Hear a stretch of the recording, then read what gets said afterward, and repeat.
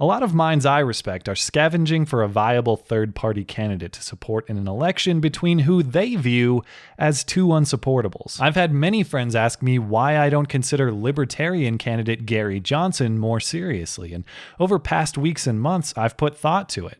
Based on briefly looking into him, it seems like we have some philosophical agreement. Always come down on the side of people being able to make their own choices in their own lives, as long as those choices don't adversely affect others. That's a good common starting point, and I'd like to hear more, but my main issue with Gary Johnson is his campaign's viability, the practicality of voting for him. If there's almost no chance of my vote for him having any consequence, I'm left to dissect what is the more meaningful choice between Hillary Clinton and Donald Trump. But with minds I greatly respect urging consideration of Gary Johnson, I'll be supporting Libertarian candidate Gary Johnson for President of the United States. His blend of being fiscally conservative and socially liberal is really where I think most people are ideologically. I will take the time, at least, to listen. And listen I have, and thankfully, listened enough, because as soon as I gave my ear to Gary Johnson, he gave my ear the Mike Tyson intellectual equivalent. And sure, pretty much every candidate has uttered what can be considered a disqualifying statement. When you're white, you don't know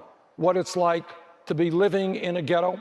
You don't know what it's like to be poor. He's not a war hero. He's a war hero. He's a war hero. 5.5 years. He's a war hero because he was captured. I like people that weren't captured, okay?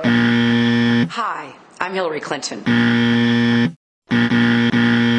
But this week, Gary Johnson offered one that is, in my opinion, unrivaled in both wrongness and comedic value. In an interview with Town Hall, host Guy Benson asked Gary Johnson about his support for President Obama's executive action offering work visas to immigrants who aren't to immigrants who didn't.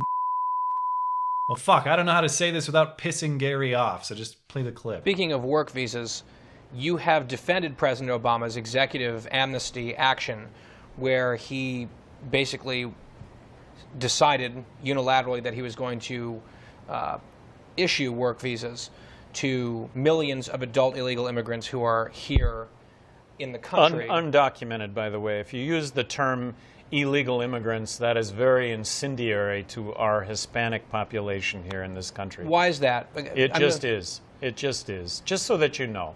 Just so that you know and you don't have to use that term. Here we go. This is Gary Johnson, the you should be able to do what you want and say what you want guy, going full social justice word police. Why is the term illegal immigrant offensive only to Hispanics? Are Hispanics and illegal immigrants the same thing? And why is the term illegal immigrant offensive at all?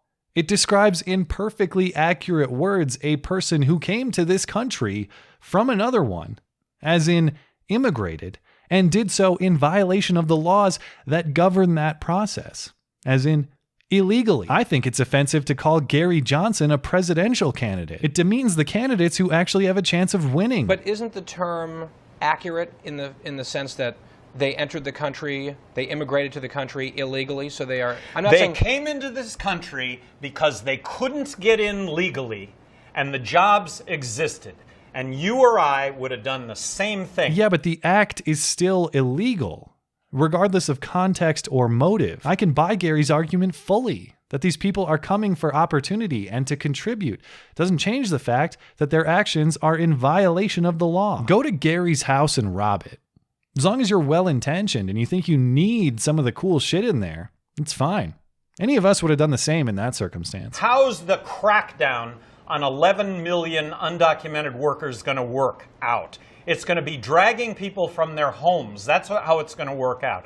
It's going to be checking your papers house to house. And I got to tell you, what Donald Trump is saying regarding immigration could not be more incendiary.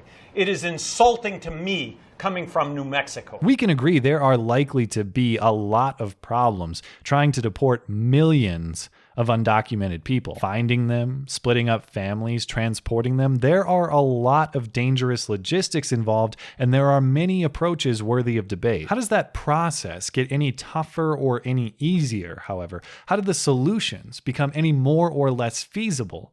Simply by changing the magic words we use to describe the issue. You're debating practicality.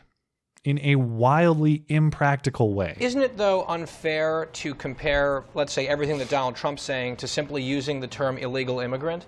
I mean, if I were in... Undocumented. Okay, that's when you go back decades ago, this was not considered illegal. When you go back decades ago, which involve a lot of these 11 million, it wasn't the same issue as it is today. How is that an argument for anything? If you go back decades, this wasn't illegal and it wasn't the same issue. There was once a time, decades ago, when soliciting minors for sex like Jared Fogle was not aggressively prosecuted. But he's not walking free, he's rightfully eating footlongs in jail because he violated today's laws in present legal context.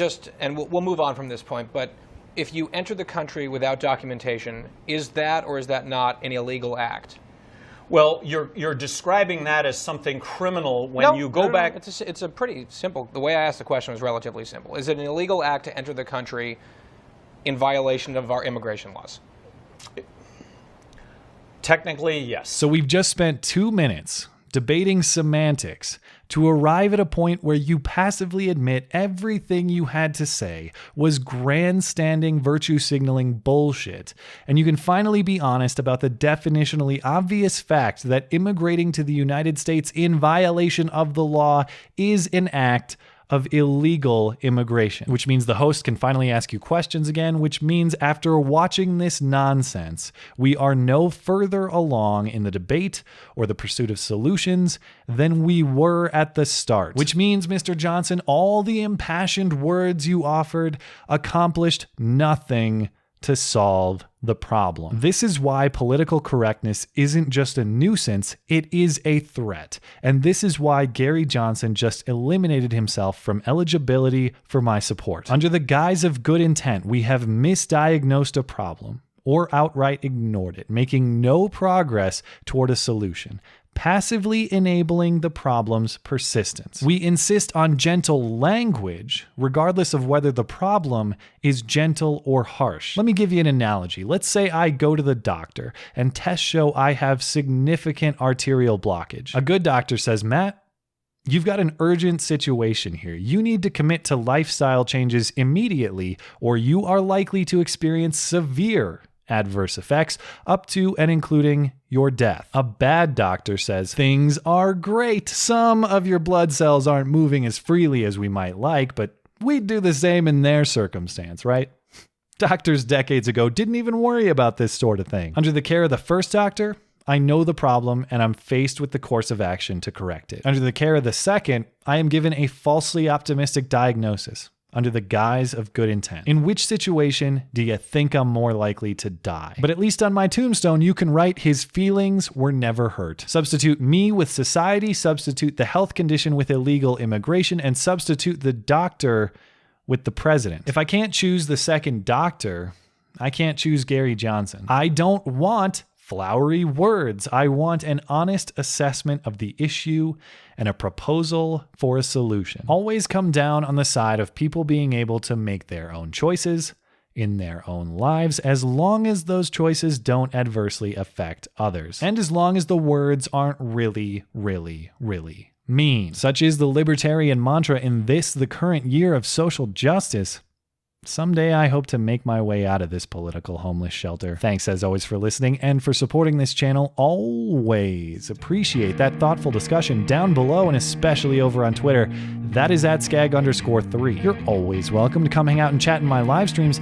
Those are linked down in the description. Looking forward to it. Okay, bye.